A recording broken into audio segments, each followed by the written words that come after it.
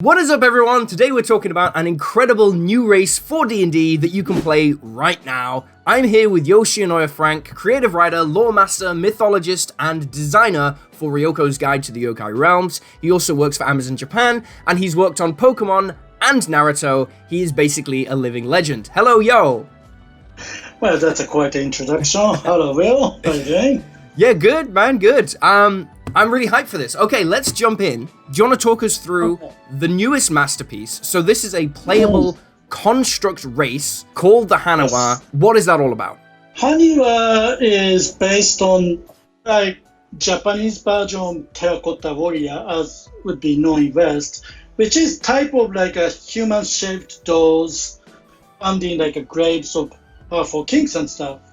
In China, they're usually made of bronze and stuff, but in Japan they're clay made, and they're usually in a human soldier shape. But it's an ancient, powerful artifact. That's what Haniwa is in the actual real world. So in Haniwa, in popular culture, there's this long-running children's show called Hey Hanimaru, which featured this human-sized stuffed toy version, kigurumi version of Haniwa with a crescent crest on him, and he had his sidekick, which is a talking clay horse. Because a lot of Haniwas are usually a soldier shaped or come with these horses, and so that was something I grew up watching too, and it's kind of wonderful, just kind of bringing ancient knowledge, and these things interact with a living human too. And that was an educational program we did in Japan. So that's to so tell you cool. About history and such. Yeah. Yeah, I'll put up some pictures of it. If I can find footage, I'll put it up as well. It sounds so cool. This is kind of leads into the mechanics, right? So we've got the usual stuff. There are Constitution +2, Wisdom +1. They are constructs. But let's talk about this clay companion feature, because that kind of ties into the animal Haniwa that you were talking about. Over the course of a long rest, you fashion a quasi-sentient clay companion. Your companion can take whatever shape you wish, but must use the giant weasel, hawk, mastiff, or mule stat block. It also gains your soul shell trait, so it's a construct, not a beast. And it understands and obeys your commands, and when it falls to 0 hit points, it disintegrates back into shapeless clay. That kind of sounds like a fine familiar type effect, that they can form their companions like, what was the show called? Hey Hanimaru. Hey Hanimaru. Yeah. Because in the Hey Hanimaru, he had this companion sidekick, this a clay horse thing. I think this thing also talked, it was very expressive. I remember it would be but it was always very expressive, and Haniwa would understand him, and it was a kind of fun comedy thing. But these Haniwas, they have long history of it, and they usually came with horses, or sometimes chicken, dogs was common too, and also heron. And since we don't have really heron stat block in the D&D 5e, we are trying to find something closer stat-wise, and we are landing on hog. But yeah, as it is with since Tasha's flavor is everything, so we want to make sure that our player, when they choose this race, they can have fun of I want this a clay, let's say a porcupine or whatever. Yeah. Just need to use a stat of this. Weasel is one of those animals that's actually pretty common in Japan too, so we wanted to use that too for any kind of a small land animals. Yeah. This quote at the top, I am the decider, I am the dying breath of the lost world, I will not forsake the traditions of old. That's really powerful. Obviously, that's a quote from a Haniwa. What is the inspiration for that quote? Well, so one of the things I was thinking when I bringing in this thing is tie it into something from pop culture that American would recognize too, and people love Ghibli. And one of my favorite Ghibli movie was Nausicaa of the Valley of the Wind. And if you notice, a lot of Ghibli movies have a Shinto element to it.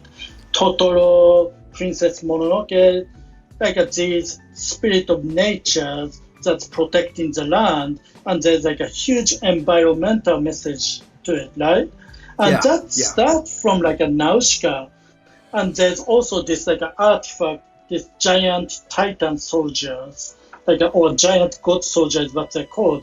These burn the world with the 7 days of fire, and this has become like an inspiration of like Evangelion's Eva and stuff. Yeah, these are very interesting creatures because they're programmed to be the decider and judge of the humanity. And that's the kind of element I wanted to bring into this place. And because Japanese mythology of Shinto is so connected to nature, and like the part of Japan I grew up is more mountainous part, and Japan has always been a clash between the ocean people and mountain people throughout the history. And I thought these Haniwa would be the protector of the ancient dynasties, lost technologies legacy. I want there to be some kind of edge and danger to be, and some interesting, like a robot AI, HAL 1000 kind of thrill too. Yeah. If that makes sense. Yeah. It totally makes sense. What I love about it is that the Haniwa who remember thousands of years ago, because not all of them do, right? Some of them just wake up with no memories, so you can take it in whatever direction you like, but the ones that remember the old world from millennia ago, they are now guardians of that lost culture. Like, they're the only ones who remember the ancient. I think that's such a cool role play kickoff point where you're kind of you awaken. So it's like, it's like almost like Futurama, like you wake up 1,000 years in the future and that's your into this new world, and then you can explore it as an adventurer with a team. So cool. Speaking of their roles, I guess this is where this Grave Guardian feature comes from. So I'll explain this one. You are blessed with the innate magic of protection and consecration. You can cast the spells Ceremony and Sanctuary once each per long rest. So that ties into their role as sort of guardians and protectors. Is that right? Mm-hmm. Yes, exactly. Because they are, as I said, Haniwa are founding graves. They're there to protect the grave or the legacy of it. And as such, I feel they have relationship with spirit, because they're like a soul trapped in this clay body too. So I thought they kind of act as priests in some way too. As such, they should be able to palm the sanctuaries, need to protect somebody, and they need to guard the grave. But yeah, I do like the idea of them as like more nature-tied, warforged kind of creature. And I just want to look at the final feature. So we got this soul shell feature, which is pretty. Yes. That's pretty standard. What we see in D&D, when you're making a non-humanoid race, you kind of have to put in a little bit of explainer text almost, so they can receive the benefits of spells that restore hit points that don't usually affect construct. That's kind of just like, to make this a playable race, you need that. But the final feature that is really interesting is Spirit Ward. Your weapon attacks are considered magical for the purpose of overcoming resistances and immunities. So what's that about? So that is to show that because these Haniwas are there to protect their king and the legacy from like evil spirit that's trying to, bring harm to the king down, or this king in the afterlife. So in order to be able to find something like a ghost, you need magical weapon, yes? Yes. To be able to harm them. Yeah. So that's why that's there. To show that hey, these are warriors that you're able to fight something physical or metaphysical. Yeah. I love that the storytelling is in the abilities. It's not just in the lore, and then you have a load of generic abilities. I love that so much. That's so cool. Well, hey, the Haniwa is out right now as a playtest document. I'll linked it down below, so you guys can play it right away. Obviously, if you've been following along, you've already seen loads of Yo's work. The most recent was the Itatsu, which got such a good reception. I was so excited to share that. Yeah, I love that one. So that's also, if you sign up to get the playtest materials, you receive all of that. Of course, everything Yo makes is going into Ryoko's guide. All the mythological and lore stuff is coming through Yo or Daijay Ronghi, who's also writing for it.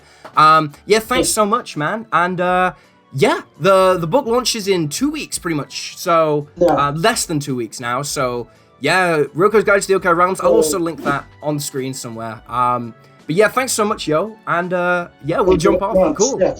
Yeah, all right. In a bit, everybody. Okay. Ancient gravesite. It's like a round in the back, and this part is more like a triangle. It looks like a keyhole from the top. And these are the Haniwa. The one you can see, like this is like a older style cylinders, and then later they made more like a soldier type. You can see like there's like a two different kind of soldier. I'm not sure what the difference is too much. And there's like a statement. I believe that one over there is some kind of a medium. You can see there's someone with a crown, and there's like a female type, medium type is there too. And there's like a one that looks like some kind of a house. More soldiers, and like a probably more peasantry, maybe dancing. Yes, that's a dancing Haniwa. And there are horses here, and as you can see over there, there's a shaman, medium type, giving advice to like a kings and minister. In the old day, in the Japanese kingdoms, there's always an oracle, female shaman usually, that get the oracle from the gods and give advice to the kings. Now there are chickens, there are herons, there are dog, there's a boa, more horses, many horses, and there's a deer and like a hunter, and I do see someone with like some bird on the shoulder.